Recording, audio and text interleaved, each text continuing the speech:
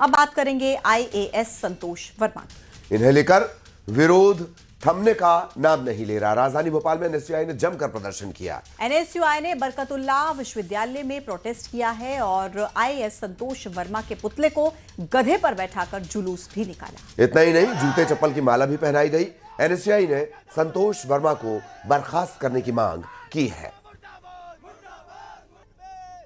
ब्राह्मण बेटियों के खिलाफ विवादित बयान देने वाले आईएएस संतोष वर्मा के खिलाफ राजधानी भोपाल में लगातार प्रोटेस्ट जारी है और एक बार फिर भोपाल की बरकतुल्लाह यूनिवर्सिटी में जेन-ज़ी प्रोटेस्ट जो है वो देखने को मिल रहा है। आप देख सकते हैं कि गधे पर पुतला रखकर विरोध किया जा रहा है। यह अनोखा विरोध प्रदर्शन संतोष वर्मा के खिलाफ है और जो पुतला गधे पर बैठाया गया है वो आईएएस संतोष वर्मा का बताया जा रहा है। कुछ दिन पहले संतोष वर्मा ने एक विवादित बयान दिया था जो देश की ब्राह्मण बेटियों के खिलाफ आरक्षण को लेकर उन्होंने जो एक पूरा बयान दिया था, उसका लगातार जो विरोध है वो कई जगहों पर देखने को मिल रहा है। और आज कांग्रेस का एनएसयूआई का जो एक प्रोटेस्ट है वो यहाँ पर देखने को मिल रहा है और आप यहाँ देख सकते हैं कि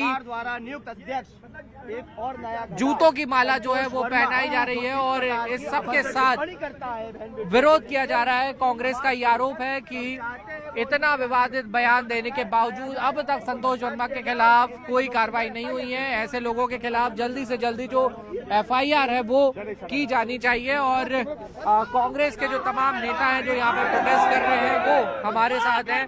सर, ऐसा अनोखा विरोध प्रदर्शन करने की क्यों जरूरत पड़ी? संतोष वर्मा ने जिस प्रकार की अभद्र टिप्पणी की है उसके खिलाफ में पूरे मध्य प्रदेश में गुस्सा उबल रहा है। आज जैन-जी सड़कों पर उतर के संतोष वर्मा के खिलाफ में विरोध प्रदर्शन कर रहे हैं। सरकार से मांग करते तत्काल संतोष वर्मा पे कार्रवाई की जाए, उनको उनके पद से हटाया जाए, एफआईआर दर्ज की जाए और जेल भेजा जाए। अगर ऐसा नहीं होता तो पूरे प्रदेश में चरणबद्ध आक्रोशित आंदोलन का सामना सरकार को करना पड़ेगा।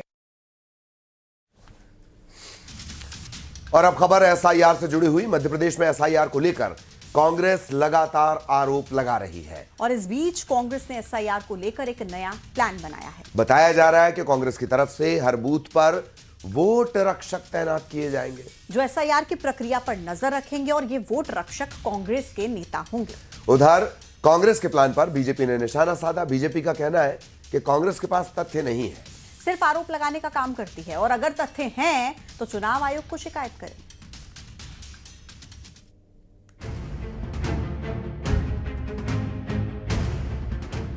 एमपी में एसआईआर की प्रक्रिया चल रही है।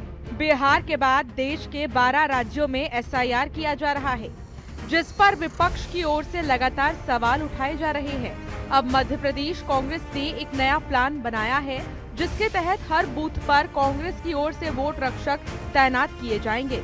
आखिर कांग्रेस ने ये कदम क्यों उठाया है, ये भी आपको बताते हैं।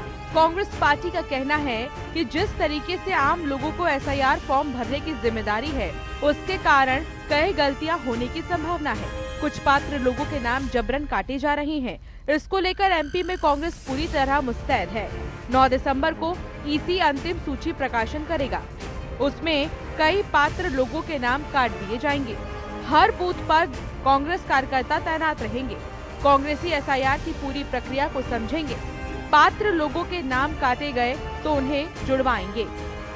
सीधे शब्दों में कहें तो कांग्रेस का आरोप है कि एसआईआर के जरिए पात्र लोगों का वोट काटा जा रहा है। उधर कांग्रेस के प्लान पर बीजेपी ने निशाना साधा। बीजेपी का कहना है कि अगर कांग्रेस को कोई परेशानी है, अपनी आपत्ति दर्ज कराए। केवल बयानबाजी करना कांग्रेस नेताओं की आदत हो गई है। जितने भी बने हैं BLA 2, उसके अलावा एक एक कांग्रेस कार्यकर्ता और इसमें एक्शन में आएगा जो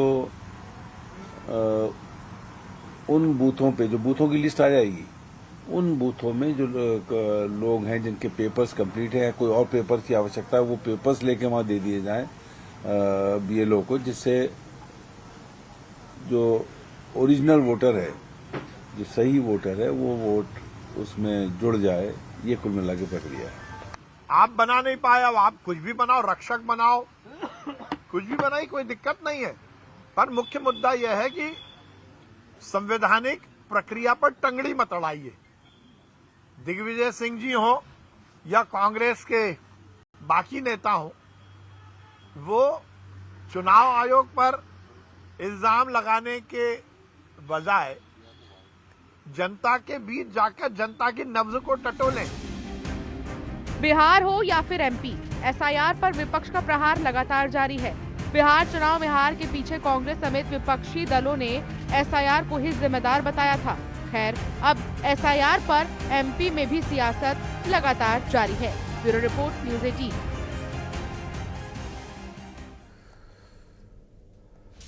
मध्य प्रदेश में एसआईआर की प्रक्रिया को लेकर बीएलओ पर काफी दबाव है।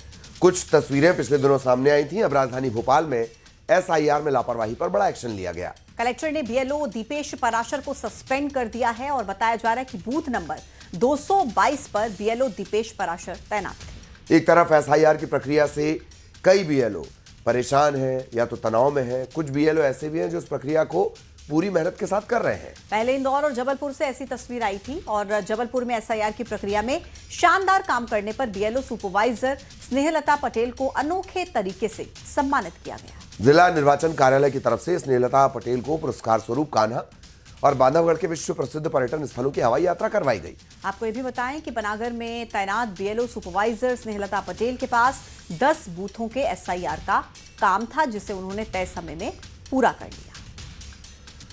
सुपरवाइजर भाग संख्या 52 से 61 तक रही हूँ। मेरे अंडर कुल 10 बूथ आते हैं, जिसमें कुल वोटर 7,706 थे। जिले में चल रहे एसआईआर के काम में मैं पहली बीएलओ सुपरवाइजर हूँ जिसने 100% काम पूर्ण किया था, जिसके लिए मुझे जबलपुर निर्वाचन कार्यालय कलेक्टर महोदय के द्वारा चॉपर राइडिंग प्रदान की गई। यह चॉपर राइडिंग मुझे जबलपुर से बांधवगढ़ से कान्हा किसली तक के लिए मिली थी। मैंने ऊपर से अपने जबलपुर को देखा, जो कि बहुत ही खूबसूरत लग रहा था। मुझे बहुत ही सुखद अनुभव हुआ। मैं बहुत ही ज़्यादा खुश हूँ। और अब खबर भोपाल से, जहां शुभम गोस्वामी से अमन खान बने युवक ने फिर से हिंदू धर्म अपना लिया। कैबिनेट मंत्री विश्वास सारंग के बंगले पर पहुंचकर युवक ने सनातन धर्म में फिर वापसी की। इस दौरान युवक ने कैबिनेट मंत्री विश्वास सारंग को अपनी पूरी पीड़ा बताई। मुस्लिम लड़की से शादी के चलते दरअसल उसके परिवार ने कर्नाटक के मैसूर में जमात में जाने के दौरान उसका जबरन धर्म परिवर्तन कराया था। 3 साल तक उसे मारा पीटा गया। युवक ने जहांगीराबाद के रहने वाले अब्दुल नईम को मास्टरमाइंड बताया है। मुसलमान लड़की ने प्रेम जाल में मतलब फंसा के जो था उसका मुसलमान बनने का बोला, उसने बोला मुसलमान बन जाओ शादी करने के लिए। नहीं बनने पे उसके परिवार ने एफआईआर कराई, जिनसी चौराहे पे मारा भी। कई बार प्रताड़ित होकर मैंने फिर इनके अनुसार इस्लाम धर्म अपना लिया। 3 साल तक बना रहा। बना रहने के बाद जब मैं उनसे पास जाता था कि आपने मुझे मुसलमान बना दिया, जमात में भेज दिया। लगभग 4-5 महीने जमात में रहा मैं, काफी दिन। जब इन्होंने ये मामला आकर मुझे बताया, अब कोई डरने की जरूरत नहीं है। और अब ये सुनिश्चित हुआ है कि ये घर वापसी करेंगे और ये वापस हिंदू बनेंगे। इन्होंने सहमति के साथ आज आकर मुझे ये बात कही है। तो अब अमन खान पुनः शुभम गोस्वामी के रूप में, जौल विवाद पे कानून बने हुए हैं, कानून पे एक्शन ले नहीं पाते प्रॉपर टाइम पे। उन सब चीजों को हिंदू मुस्लिम और हिंदुस्तान पाकिस्तान कैसे कराया जाए, इसके अलावा इनके पास वो नहीं है।